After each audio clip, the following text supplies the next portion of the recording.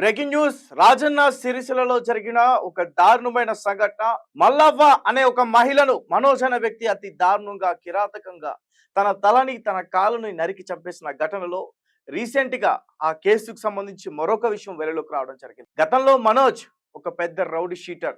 2 ఏళ్ల క్రితం ఒక వృద్ధుని కూడా దారుణంగా హతమార్చి చంపేశాడు. అయితే వీళ్ళ కుటుంబ సభ్యురాలనే రీసెంట్ గా అతను హతమార్చి హత్య చేశాడంటూ కూడా స్థానికులు కూడా చెప్తున్నారు. అయితే దీనికి సంబంధించి ఎవరైతే చనిపోయారో మల్లవ్వ ఆమె ఒక లెటర్ కూడా రాసిందట. అది లెటర్ కాదు, పోలీస్ స్టేషన్కి వెళ్ళి కంప్లైంట్ ఇస్తున్నప్పుడు ఆమె చేసిన ఫిర్యాదుకు సంబంధించిన ఆమె ఏదైతే రాసిందో అది ఆ కాగితం ఇప్పుడు బయటపడింది. మరి నిజానికి 50 సార్లు పోలీసులకి ఫిర్యాదు చేసిన ఆ పోలీసులు పట్టించుకోలేదు. అతడి వల్ల మాకు థ్రెటనింగ్ ఉంది, అతని వల్ల మాకు ఆపద ఉంది, దయచేసి మమ్మల్ని ఆదుకోండి అంటూ పోలీస్ స్టేషన్ మెట్లు తొక్కిన పోలీసుల నిర్లక్ష్యం వల్లే ఈరోజు మల్లవ్వ ప్రాణాలు విడిచిందని అక్కడున్న స్థానికులందరూ కూడా చెప్తున్నారు. ఒకసారి దీనికి సంబంధించి పూర్తి విషయాలన్నీ కూడా ఒకసారి మీకు అందించే ప్రయత్నం చేస్తాను. అసలు మల్లవ్వ ఆ లెటర్లో ఏం రాసింది? 50 సార్లు ఫిర్యాదు చేసినా పోలీసులు పట్టించుకోలేదు. ఎవరైతే హత్య చేశాడో మనోజ్, ఇప్పటికే అతను ఒక హత్య చేశాడు. రౌడీ షీటర్ నుంచి మాకు ప్రాణహాని ఉంది, 50 సార్లు ఫిర్యాదు చేసినా పోలీసులు పట్టించుకోలేదంటూ కూడా మల్లవ్వ హత్య కేసులో పోలీసుల పూర్తి నిర్లక్ష్యం ఉంది. అధికార నేతల ఒత్తిడితో ఇప్పటి వరకు పోస్ట్ మార్టం చేయకుండా ఆ మృతదేహాన్ని అప్పగించని పోలీసులు రాజన్న సిరిసిల్ల చందుర్తి మండల కేంద్రంలో జరిగిన బొల్లు మల్లవ్వ దారుణ హత్య కేసులో ఈ సంచలన విషయాలన్నీ కూడా బయటపడ్డాయి. అయితే ముఖ్యంగా భూ వివాదమే కారణం అంటూ కూడా చెప్తున్నారు. రౌడీ షీటర్ మనోజ్ నుండి తనకి ప్రాణహాని ఉందని 50 సార్లు పోలీస్ స్టేషన్లో ఫిర్యాదు చేసిన మల్లవ్వ కుటుంబ సభ్యులు 2 ఏళ్ల క్రితం గంగారాం అనే వృద్ధుని కూడా హత్య చేసిన మనోజ్.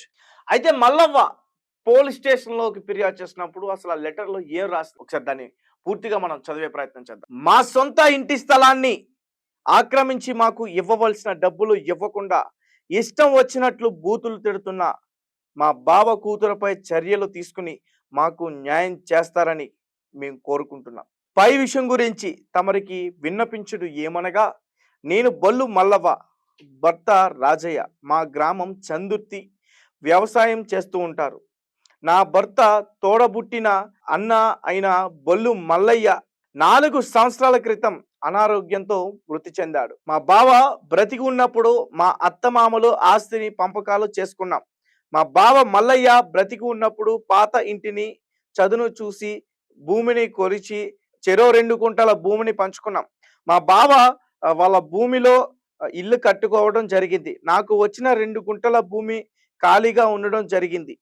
దానిని ఆక్రమించుకుని మమ్మల్ని బెదిరిస్తున్నారు. మరియు మా గ్రామ శివర్లో సర్వే నెంబర్ 159లో 4 ఎకరాల భూమిని మా తాతల ఆస్తి పంచుకోవడం జరిగింది.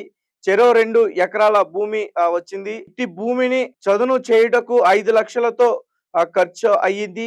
నేనే భరించుకున్నాను. మా బావ నేను పెద్ద మనుషుల సమక్షంలో లెక్కలు చేసుకోవడం జరిగింది.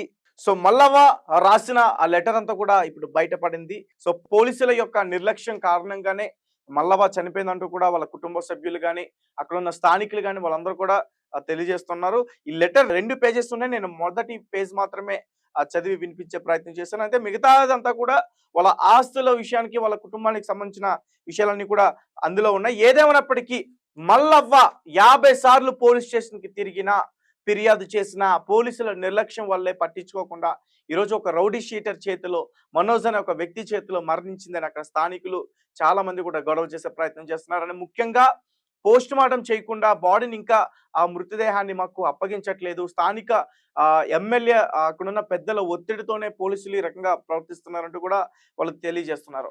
ఏదేమైనప్పటికీ రాజన్న సిరిసిల్లలో ఇది చాలా చాలా దారుణమైన ఘటన. ఒక్కసారిగా అక్కడి ప్రజలందరూ కూడా చాలా భయోందాలకి గురయ్యారు.